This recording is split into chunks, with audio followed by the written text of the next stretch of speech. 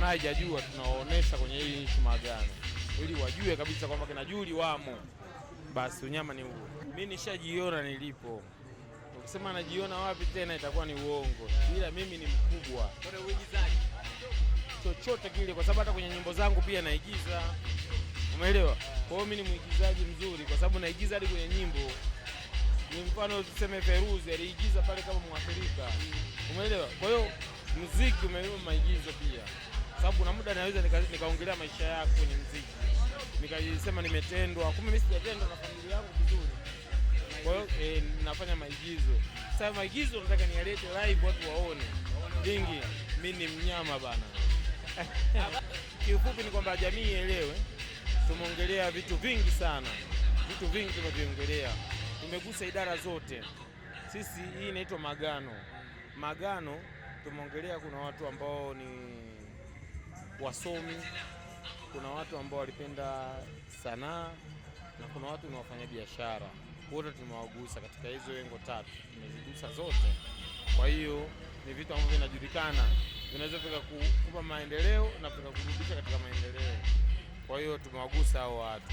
Kwa hiyo mimi nimedili kwenye upande wa sanaa. Sababu mimi ni msanii yapo. Kwa mfano Koyo, ikitokea mtu anataka kusapoti hili swala lenu, lina ugumu kwenye upande upi?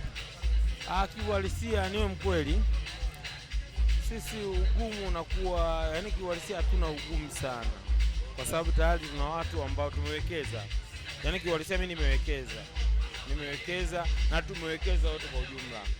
Kwa hiyo vitu vingi tunaweza tukafanikisha kwa wakati. Ila ni mtu tu kwamba akiamua kwamba bana bana nahitaji kusupport harakati yenu, naweza nikatia hiki, hatumkatazi. Japo hatuna mtu yeyote kwamba hii sponsored by, hatuna. Ukiangalia hata kwenye cover letu hapa hatuna sponsor yoyote. Tumejisponsor kama sisi. Kwa hiyo mtu anaweza kujitokeza yoyote yule. Anaweza akatia mchuzi, tukaingia, tukafanya makubaliano biashara za. Mashabiki zako Koyo wameshakuzoea sana kwenye muziki. Je, kwa sasa hivi wakufuatilia sana kwenye movie au utakuwa na deal na vyote kwa pamoja? Kiwarisia kwenye movie wataupata muziki pia. Kwa hiyo muziki umo kwenye movie pia. Kwa hiyo watanipata kwa wakati yani. Kwa mfano mtu akitaka kuipata series yenu kwenye mitandao anaipata kwa jina lipi? Kifupi hii ni Mwanamarundi Film. Kwa hiyo ukiingia kwenye hiyo account unaweza kutupata wote kwa ujumla. Tupo wengi kama unavyotuona hapa nyuma na kuna wengine wataendelea kuhusika.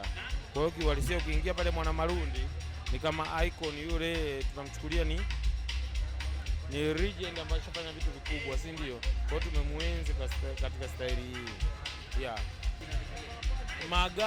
Maagano ni kitu ambacho kimeteka watu wengi. Utafutaji wa hela una mambo mengi sana utafutaji wa hela.